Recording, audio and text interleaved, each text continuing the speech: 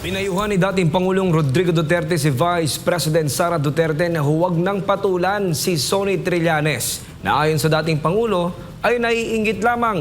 Tinawag pa ni dating Pangulong Duterte si Trillanes na isang political skunk. Si Jason Rubrico magbabalita.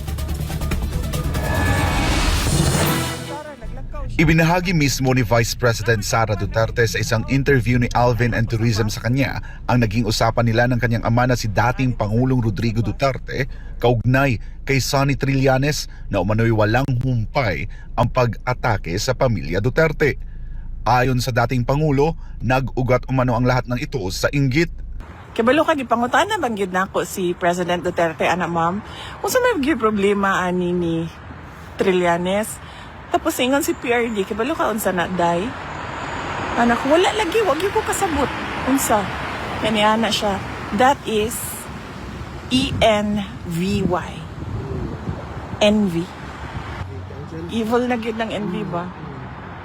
Kaya ang jealousy is just the green-eyed monster.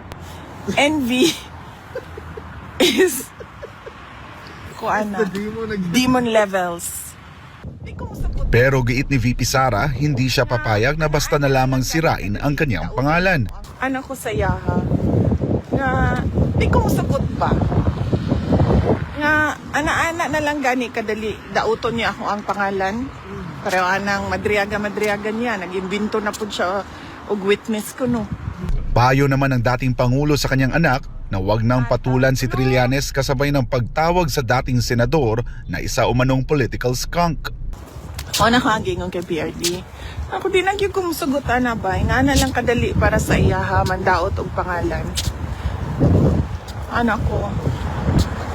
Magsugod na siguro ko og kuan. So tawag na, back to you. Nya, kibalo ka? Anak gun siya. Si PRD. Ayaw nagtagda.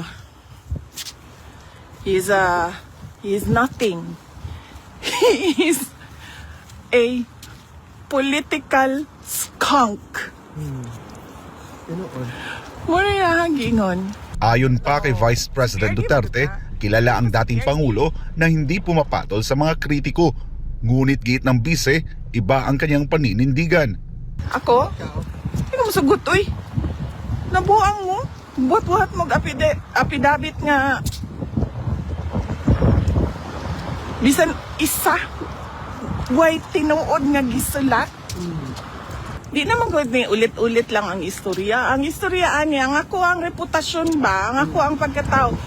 Pangalan ra gani na ako ang kapital. Tapos inyong dauton. Inyong gubaon. Kay porket daot na ang inyong pangalan, idamay-damay ko ninyo sa inyong